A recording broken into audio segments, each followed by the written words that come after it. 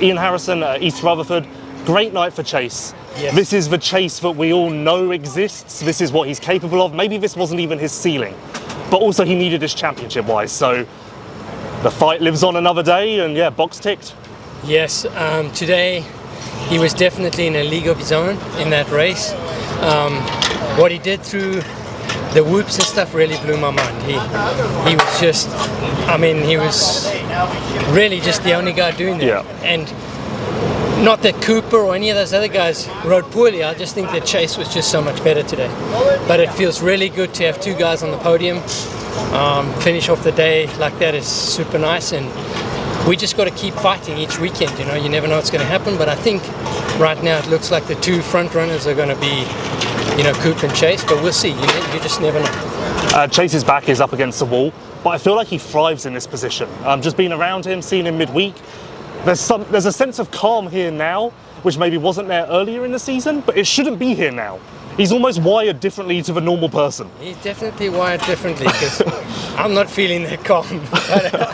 But yeah, I'm proud of them today. They did a great job, the whole team, and he really made the bike look good today too. So it was nice. Is Chase making any setup changes at all at the moment? Today was very, very calm. Yeah, easy day, I would say. Do you feel like he's maybe gotten to a point now where he's learnt the KTM so well that he knows when there doesn't need to be a change? He knows how to basically work with the bike? I think as of Birmingham, we finally honed in on something that he really liked, and then we made a few small adjustments, actually a couple pieces Roger made that are in the shop, and now I think he's comfortable. Do you wish you kind of got to this point sooner? Do you understand why we didn't get to this point sooner? Well, it's racing, so you learn on the fly. At each race, you learn something, they tell you something, and you just go back and you try and wrap your head around it and get the team involved and try to improve. And yeah, that's what we did. And then Tom, solid night. Honestly, I feel like it came down to track position. If he'd started at the front, maybe he could have stayed there. But Tom's underrated. I feel like he is riding better than people give him credit for, but obviously not a great points night. Yeah, I feel like Tom rode a really good race for him, especially with two whoop sections back to back. That's still definitely not his strong point, and it's to be expected. They grew up racing in Europe, and it's different. But tonight he was really impressive in the first section and in the first set of whoops, and then all the rest of the track he put together nicely.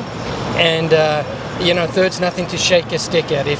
And he said, look, I gave it my best. That's all I can ask for. If you gave it your best, that's good enough for me. How are you going to balance the Supercross title chases with outdoor testing for Tom and Chase? We got to stick it in there some way. It's part of the game, and you got to get it done. And so our plan is, after Pittsburgh next week, we'll head down there and do a little bit of work. And we have a nice setting that we used last year, so we have a good base, I feel.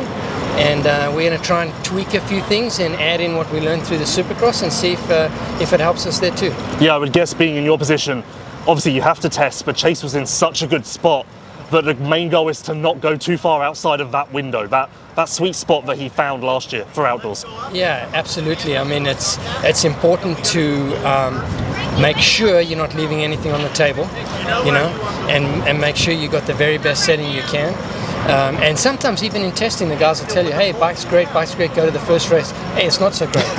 And you start scratching your head. But anyway, we will try to be as best prepared as we can for the race. Okay. And last thing, I've got to ask, negotiations are obviously going on with Chase. We don't know what Tom's going to do yet because of championship implications. So no real change from a silly season side from your side since the last time we spoke. Yeah, absolutely. And these things take a while. There's negotiating, and then they're frozen to negotiate with anyone else for a while, and so it just takes a while to go through it. I hope we can, but it's tough, and sometimes they say it's not about the money, but generally it's about the money. So. We'll do our best shot, and I can tell you this: myself and my team will work with Chase as hard as we can till the last race he rides on for us, whether that's this year, next year, the year after, whatever it is. That's what we'll do. When do you think you'll have your lineup finalised? Do you have a date in mind that you'd like to have all of the pieces put in place? Yeah, yesterday. But no, it'll take a while. Yeah, it'll take a while.